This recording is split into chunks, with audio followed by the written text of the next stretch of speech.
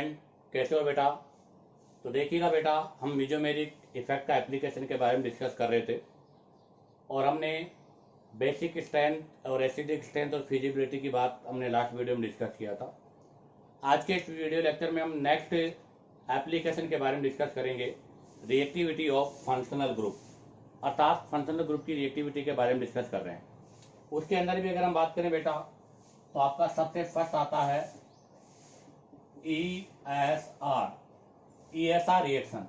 ESR का full form है बेटा इलेक्ट्रोफिलिक सब्स्टिट्यूशन रिएक्शन। तो आज के इस वीडियो लेक्चर में हम ESR रिएक्शन के बारे में डिस्कस करेंगे। सबसे पहला और इंपॉर्टेंट पॉइंट क्या है इसके लिए, it is generally show by aromatic compound, अर्थात आपके जो एरोमेटिक कंपाउंड होते हैं उनके द्वारा इसको जनरली शो किया जाता है। या हम ऐसे कह सकते हैं कि एरोमेटिक जो कंपाउंड होता है उनका जो मेन रिएक्शन होता है वो आपका ESR होता है, इलेक्ट्रोफिलिक सब्स्टिट्यूशन रिएक्शन होता है। तो ध्यान रखना, इलेक्ट्रोफिलिक सब्स्टिट्यूशन रिएक्शन जो है generally shown by aromatic compound, ये एरोमेटिक कंपाउंड का मेन कैरेक्टर है। अब होता है क्या है वो सुनना। दूसरा point, more electron density in ring. अगर रिंग में इलेक्ट्रॉन डेंसिटी ज्यादा होगी, क्योंकि इलेक्ट्रोफाइल है और इलेक्ट्रोफाइल वो होते हैं जो इलेक्ट्रॉन डेफिशिएंट होते हैं और वो अटैक तब करेंगे जब रिंग में इलेक्ट्रॉन डेंसिटी ज्यादा होगी। तो मोर electron density in ring, more attack of electrophile, more attack of electrophile. ऐसी कंडीशन पर इलेक्ट्रोफाइल का अटैक भी मोर होगा। अब इसको मैं एक्सप्लेन कर रहा हूं, देखिएगा। सबसे पहले मैंने लिया है बेंजीन। ये फर्स्ट आपके पास बेंजीन, इस पर हम इलेक्ट्रोफाइल का अटैक करना चाहते हैं बेटा। तो आपको पता है इस बेंजीन में इलेक्ट्रोफाइल कहीं भी अटैक कर सकता है। तो इलेक्ट्रोफाइल अटैक एनी कार्बन, किसी भी कार्बन पर यह अटैक कर सकता है। क्यों? Because all carbon are same, सभी कार्बन सेम होते हैं एंड sp2 हाइब्रिडाइज है। तो यहां पर सभी कार्बन सेम है और sp2 हाइब्रिडाइज है, तो यहां पर इलेक्ट्रोफाइल का अटैक किसी भी कार्बन पर हो सकता है। क्यों? क्योंकि रिंग में पाई बॉन्ड भी है, इलेक्ट्रॉन डेंसिटी भी है। अब आता है नंबर 2। नंबर 2 मैंने लिया है बेटा NH2, एनिलीन। ये नंबर 2 में मैंने एनिलीन ले लिया। आप देखिएगा बेटा, एनिलीन के अंदर lone pair sigma pi resonance की कंडीशन है, यहां पर रेजोनेंस होगा, अर्थात एनिलीन में NH2 का प्लस M होगा। जब यहां पर रेजोनेंस होगा तो बेटा यहां पर तो NH2 प्लस हो जाएगा, यहां डबल बॉन्ड आ जाएगा और डबल बॉन्ड के साथ में ये पाई बॉन्ड यहाँ आ जाएगा, तो यहाँ नेगेटिव, यहाँ पाई आ जाएगा। आपको अगर आगे देखें बेटा इसका रेजोनेंस हाइब्रिड, तो ये रेजोनेटिंग स्ट्रक्चर ऐसे होती जाएगी। अब मैं इसका रेजोनेंस हाइब्रिड बनाता हूं, तो आप जरा देखिएगा इसका जो रेजोनेंस हाइब्रिड होगा वो क्या होगा। आप देखिएगा यहाँ डबल बॉन्ड है तो इसमें यहाँ भी डबल बॉन्ड है और पूरी रिंग में डबल बॉन्ड रोटेट होगा। यहाँ पर भी नेगेटिव, यहाँ पर भी नेगेटिव, यहाँ भी नेगेटिव और यहाँ भी नेगेटिव, अर्थात इसकी 5 रेजोनेटिंग स्ट्रक्चर बनेगी और इन तीनों कंडीशन पर नेगेटिव चार्ज होगा। अब यहाँ से हम क्या कंक्लूजन लिखेंगे, वो कंक्लूजन देखिएगा। हमारे पास यहाँ लिखेंगे more electron density in ring, more electron density in ring than first, अर्थात बेंजीन के कंपेयर में इसके अंदर रिंग में इलेक्ट्रॉन डेंसिटी मोर होगी। क्यों? क्योंकि यहाँ पर रेजोनेंस के वाया प्लस M इफेक्ट के वाया रिंग में इलेक्ट्रॉन डेंसिटी बढ़ रही है। इसका मतलब क्या होगा, more attack of electrophile on ring, अर्थात इलेक्ट्रोफाइल का रिंग पर अटैक मोर होगा। अगर अटैक मोर होगा तो more reactive than first, more reactive than first, अर्थात इसकी रिएक्टिविटी फर्स्ट के कंपेयर में मोर होगी। अब आप यहां जाइएगा, यहां देखो बेटा, ये कंडीशन इसकी ऑर्थो है, ये भी ऑर्थो है और ये पैरा है। ऑर्थो और पैरा तीनों पर इलेक्ट्रॉन डेंसिटी ज्यादा है क्योंकि यहाँ नेगेटिव चार्ज आ रहा है। तो हम यहाँ लिखेंगे more electron density at ortho and पेरा पोजीशन, अर्थात ऑर्थो और पेरा पोजीशन पर मोर इलेक्ट्रॉन डेंसिटी है बेटा। क्यों? क्योंकि यहाँ पर नेगेटिव चार्ज आ रहा है। अब बताओ, अगर यहाँ पर मोर इलेक्ट्रॉन डेंसिटी है तो इलेक्ट्रोफाइल का अटैक भी यहाँ पर ही होगा। तो इसका मतलब हम लिखेंगे electrophile attack on ortho and पेरा पोजीशन पर।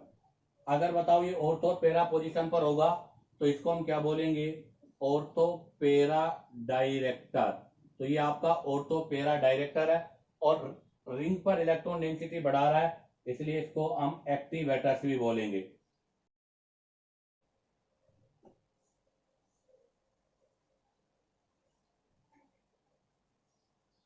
तो अब आ जाएगा नेक्स्ट। अब हम यहाँ पर 3 ले रहे हैं। थर्ड जो कंपाउंड ले रहा हूं मैं, वो ये कंपाउंड लिया मैंने, नाइट्रोबेंजीन। थर्ड लिया मैंने बेटा नाइट्रोबेंजीन।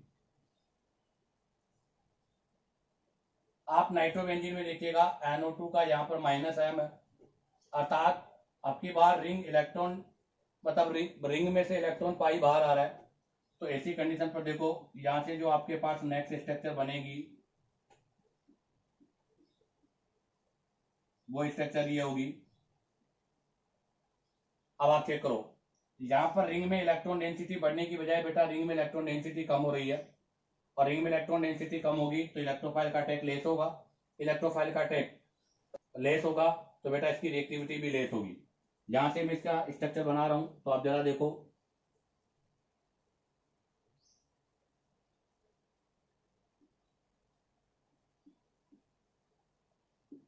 यहां पॉजिटिव, यहां भी पॉजिटिव, यहां पर भी पॉजिटिव और यहां पर भी पॉजिटिव होगा। अगर अब हम बात करें आगे तो यहां लिखेंगे हम less electron density in ring than first, अर्थात फर्स्ट के कंपेयर में यहां पर रिंग में इलेक्ट्रॉन डेंसिटी लेस है। अब बताओ, अगर रिंग में इलेक्ट्रॉन डेंसिटी लेस है तो क्या होगा?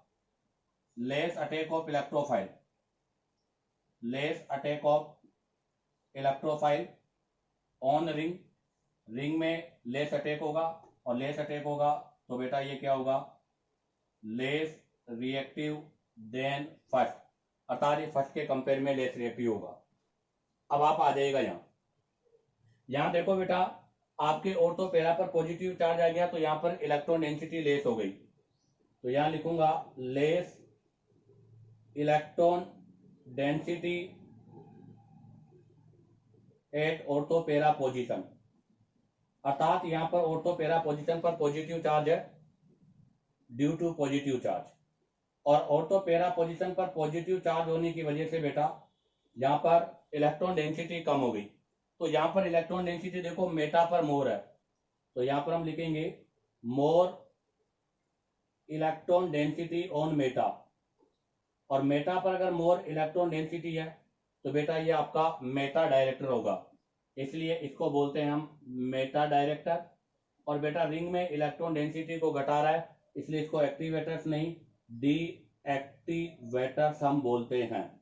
तो यहाँ पर ये एक्टिवेटर्स नहीं है, डी एक्टिवेटर्स है।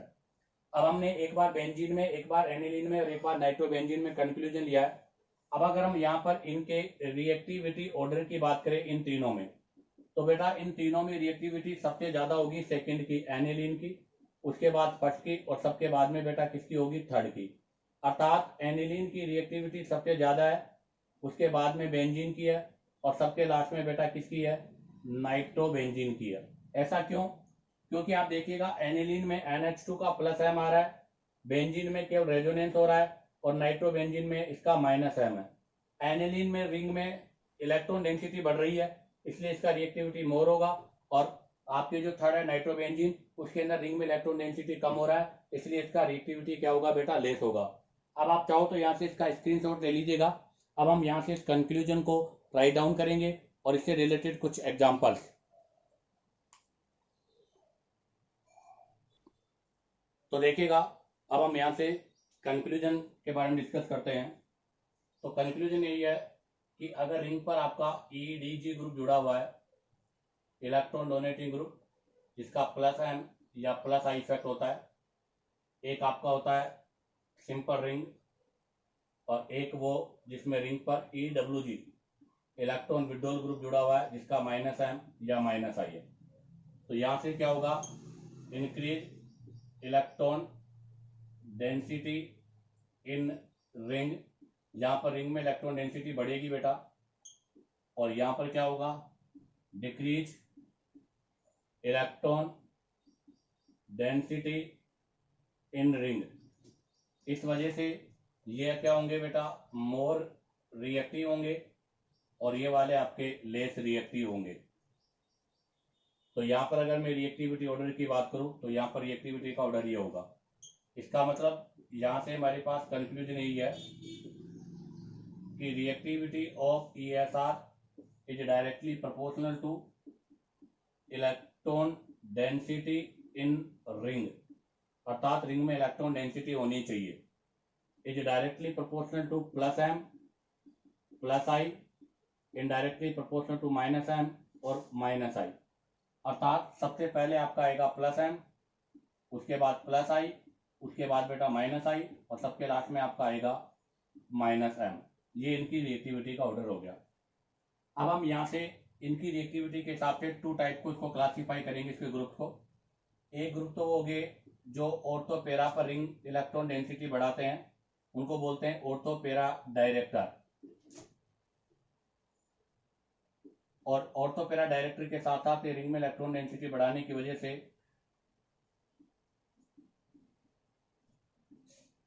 इनको बोलते हैं एक्टिवेटर्स। और एक होते हैं जो रिंग में ऑर्थो पैरा पर इलेक्ट्रॉन डेंसिटी घटाते हैं, उनको बोलते हैं मेटा डायरेक्टर।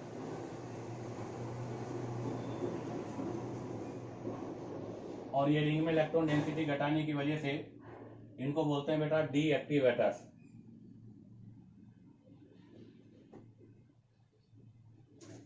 अब आप देखिएगा एक्टिवेटर्स ग्रुप वो है जिनका प्लस एम या प्लस आई होता है, और डीएक्टिवेटर्स ग्रुप वो होते हैं बेटा जिनका माइनस एम या माइनस आई होता है।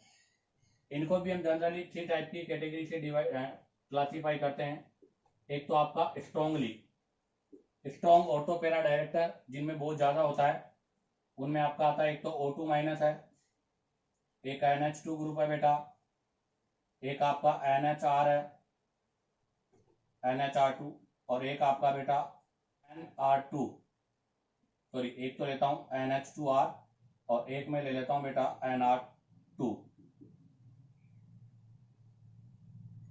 एक हो गया NH2 ग्रुप, एक हो गया आपका NHR और एक हो गया आपका NR2 ग्रुप। ये सब आपके स्ट्रॉन्गली ग्रुप होते हैं। इसके अलावा OH। अब दूसरा आता है इसमें मॉडरेटली, जो इनके कंपेयर में लेस होते हैं। उसमें आपका एक हो OR alkoxy, NH double bond OR amide और C double bond OR ester वाला पोर्शन, ये आपके मॉडरेटली होते हैं। और थर्ड होते हैं बेटा वीक, हालांकि ये भी ऑर्थो पैरा डायरेक्टर होते हैं बट इनका इफेक्ट लेस होता है। इसके अंदर आपके जितने भी अल्काइल ग्रुप है वो aryl phenyl ring, CH double bond CH2 vinyl और CH2 CH3 इथाइल। इसके अलावा अगर बात करें अगर तो CH3 मिथाइल, मिथाइल के बाद में अगर मैं बात करूं तो CR3 के बाद बात करूं तो CR2, और ये सब प्लस हाइपर कॉन्जुगेशन की वजह से ऑर्थो पैरा डायरेक्टर की तरह बिहेव करते हैं। तो ये हो गया आपके एक्टिवेटर्स ग्रुप, जिसको 3 टाइप से क्लासीफाई किया है। ऐसे आपके डीएक्टिवेटर्स ग्रुप हैं, इनको भी हम 3 टाइप से क्लासीफाई करेंगे। पहला स्ट्रॉन्गली में आपके आ जाएंगे बेटा पॉजिटिव चार्ज वाले, जिसमें आपका NR3 प्लस आ गया, NHR2 प्लस आ गया, NH3 प्लस हो गया, SR2 प्लस हो गया, NO2 हो गया। इसके अलावा CH3 वाले, CH3 में आपके 2 हो जाएंगे, एक तो CF3 और एक CCl3। ये सब आपके स्ट्रॉन्ग डीएक्टिवेटर्स ग्रुप हैं और मेटा डायरेक्टर हैं। मॉडरेटली में अगर मैं बात करूं तो बचे हुए ग्रुप आपके इसमें आ जाएंगे, साइनाइड है, सल्फोनिक है, एल्डिहाइड है, कीटोन है, एस्टर है, एसिड हैलाइड है, ये सब आपके मॉडरेटली में आते हैं। और अगर वीक में बात करूं तो वीक में आपके आते हैं बेटा हेलोजन, फिल, कल, बहार, आई। हेलोजन जो होते हैं बेटा वो आपके मेटा डायरेक्टर नहीं है, डीएक्टिवेटर्स हैं। तो इनके केस में थोड़ा सा मामला अलग है। ये आपके डीएक्टिवेटर्स हैं, ये आपके डीएक्टिवेटर्स हैं क्योंकि इनका माइनस आई प्लस एम पर ज्यादा है। बट बेटा डीएक्टिवेटर्स के साथ साथ में ये आपके ऑर्थोपेरा डायरेक्टर है, बहुत इंपॉर्टेंट है, ध्यान रखना। Halogens are the ortho para director, किसकी वजह से? ड्यू टू प्लस एम, क्योंकि बेटा हेलोजन का प्लस एम होता है और प्लस एम होने की वजह से रिंग में इलेक्ट्रॉन डेंसिटी को ऑर्थोपेरा पोजीशन पर बढ़ाते हैं, इसलिए मेटा ऑर्थोपेरा डायरेक्टर है, मेटा डायरेक्टर नहीं है। बट बेटा इनका प्लस एम की बजाय माइनस आई मोर डोमिनेंट है, इसलिए रिंग में इलेक्ट्रॉन डेंसिटी बढ़ने की बजाय घटती है, इसलिए डीएक्टिवेटर्स है। तो ध्यान रखना, हेलोजन एक डिफरेंट केस है। हेलोजन जो होते हैं वो ऑर्थोपेरा डायरेक्टर के साथ साथ डीएक्टिवेटर्स होते हैं। अब आप चाहो तो यहाँ से इसका स्क्रीनशॉट ले लीजिएगा। अब हम यहाँ पर इससे रिलेटेड एग्जांपल्स के बारे में डिस्कस करेंगे। तो देखिएगा, अब हम यहाँ से एग्जांपल्स के बारे में डिस्कस करेंगे। उससे पहले मैं आपको कुछ पॉइंट्स बता दूं। हमने जब मेसोमेरिक इफेक्ट डिस्कस किया था तब कहा था एनो, आपका जो एनो ग्रुप है इस एनो का minus M as well as plus M दोनों ही होते हैं बेटा।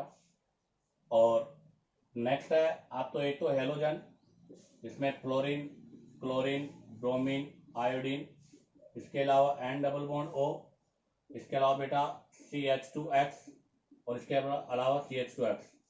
ये सब बेटा वीकली डीएक्टिवेटर्स होते हैं।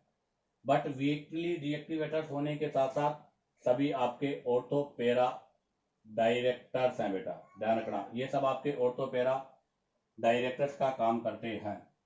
अब आप देखो, हम यहाँ पर ओवरऑल इलेक्ट्रोफिलिक सब्स्टिट्यूशन का ऑर्डर पढ़ रहे हैं। तो सबसे पहले मैं लिख रहा हूं नाइट्रोबेंजीन, उसके बाद में बारी आती है बेटा साइनाइड, उसके बाद बारी आती है बेटा CCl3, CCl3 के बाद में बारी आती है बेटा एल्डिहाइड, एल्डिहाइड के बाद में बारी आती है बेटा कार्बोक्सिलिक एसिड, और कार्बोक्सिलिक एसिड के बाद में बारी आती है बेटा हेलोजन। इनमें रिएक्टिविटी का ऑर्डर आपका ये होगा, क्योंकि NO2 का माइनस एम है, साइनाइड का माइनस एम है, इसका माइनस HC हाइपर कॉन्जुगेशन है, इसका माइनस एम है, इसका माइनस एम है, इसका माइनस आई है। इसके बाद में यहाँ पर आता है आपका बेंजीन, ये स्टैंडर्ड फॉर्म है। तो ये सभी आपके डीएक्टिवेटर्स ग्रुप हैं, ये सब आपके डीएक्टिवेटर्स ग्रुप हैं, अर्थात ये सब रिंग में इलेक्ट्रॉन डेंसिटी को क्या कर रहे हैं? डिक्रीज करने का काम कर रहे हैं, इसलिए इन सबकी रिएक्टिविटी लेस होगी। अब इसके बाद में इसके कंपेयर में आगे बात करें तो पहले आपका आता है टोलुइन।